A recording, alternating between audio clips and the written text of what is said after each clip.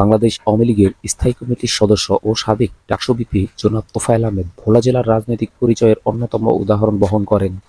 তিনি শুধু ভোলার অহংকার নন, তিনি গোটা বাংলার এক জীবন্ত ইতিহাস বটে। ভোলার সোনালী রাজনীতির উদাহরণ হিসেবে বিএনপির মোশাররফ হোসেন শাহজাহান, বিজেপির নাজির রহমান মঞ্জুর কিংবা আওয়ামী লীগের তোফায়েল আহমেদরা একই সূত্রে গাঁথা।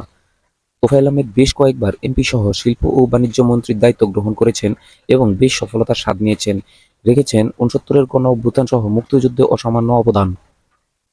তাই তো খেতাব পেয়েছেন ৬৯-এর গণ অভ্যুত্থানের মহানায়ক। ভোলার রাজনীতিকে নিয়ে গিয়েছেন এক অনন্য উচ্চতায়। বাংলাদেশের রাজনীতিতে তোফায়েল আহমেদের সফলতার ঝুড়ি খুবই ভারী। স্থানীয় নির্বাচন এবং জাতীয় সহ নানা নির্বাচনে কেন্দ্রের বড় ধরনের দায়িত্ব নিয়ে মাঠ থেকে জয় ছিনিয়ে নেওয়ার রেকর্ডও কম নয় এই বর্ষিয়ার নেতার।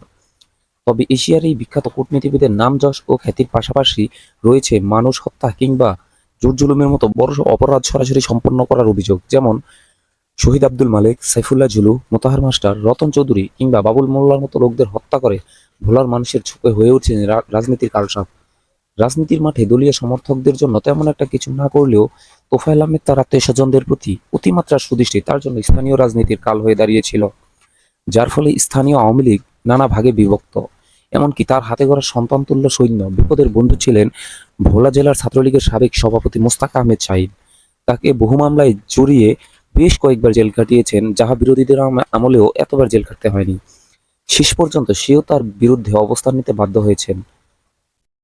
তাই অতি তিক্ততার ফসল হিসেবে মানুষ বিরক্ত হয়ে কেউ বা তোফায়েল আহমেদের অসুস্থতার খবর শুনলেই তার মৃত্যুর পোস্ট করেন, আবার সমর্থকদের মধ্যে কেউ বিভ্রান্ত না ছড়ানোর অনুরোধ জানান। এভাবেই তোফায়েল আহমেদ জীবিত অবস্থায় বহুবার অনলাইনে মৃত্যুর শিকার হয়েছেন।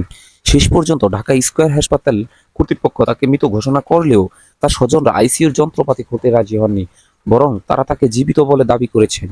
অনলাইনে ছড়িয়ে পড়া খবরে দেখতে পাওয়া যায় নিকটাত্মীয় স্বজনরা পলাতক থাকায় এবং তাহার ভাতিজা সাবেক সাংসদ আলী আজম মুকুল জেলে আটক থাকায় তার দাফন নিয়ে স্থির সিদ্ধান্তে পৌঁছাতে পারেনি পরিবার।